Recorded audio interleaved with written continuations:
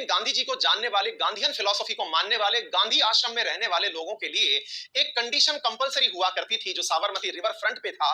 मेरे प्यारे साथियों, वहां एक कंडीशन कंपलसरी होती थी, यदि किसी को वहां रहना है तो उन्हें एकादश व्रत का पालन करना होगा। अब ये एकादश व्रत क्या होता है? गांधी जी कहते थे कि असली गांधीवादी वो है जो इन 11 बातों को मानता होगा। जो इन 11 बातों को माने वो असली गांधीवादी है। क्या है असली बातें?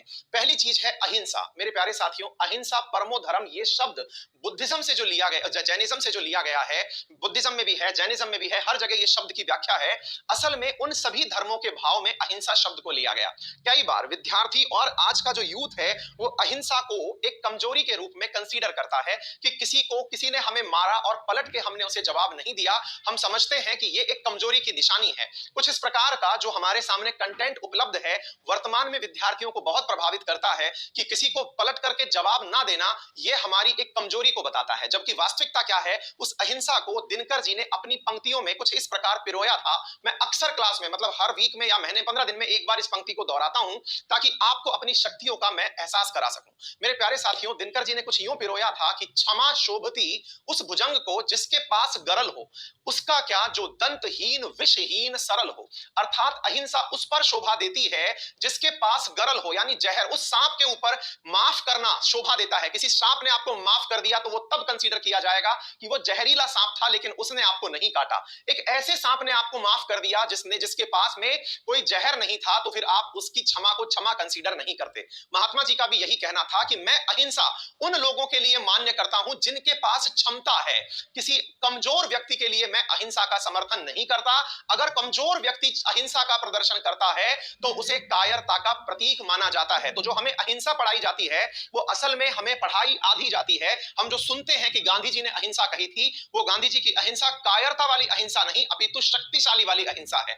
यानी सामने वाले को आपसे इसलिए भय हो कि यदि इस व्यक्ति ने पलट के जवाब दे दिया तो फिर हम क्या करेंगे। मेरे प्यारे साथियों, पूरे नेशनल मूवमेंट में मुट्ठी भर अंग्रेजों के सामने महात्मा जी के द्वारा, कहते हैं कि उन्होंने एक छड़ी हाथ में तो ले रखी थी लेकिन कभी उसका उपयोग नहीं किया, और उन्होंने एक लाठी, हाड़ मास के पुतले ने एक लाठी पकड़ करके उन मुट्ठी भर अंग्रेजों को भगा दिया। बहुत से लोग इसकी व्याख्या अपोजिट तरह से करते हैं, कहते हैं कि भाई इतने सारे लोग थे वो कायर बने हुए बैठे थे। नहीं मेरे प्यारे साथियों, आज महात्मा गांधी जी क्यों प्रासंगिक हैं मैं केवल इस मुद्दे से आपको समझाना चाहूंगा और फिर आगे बढ़ूंगा।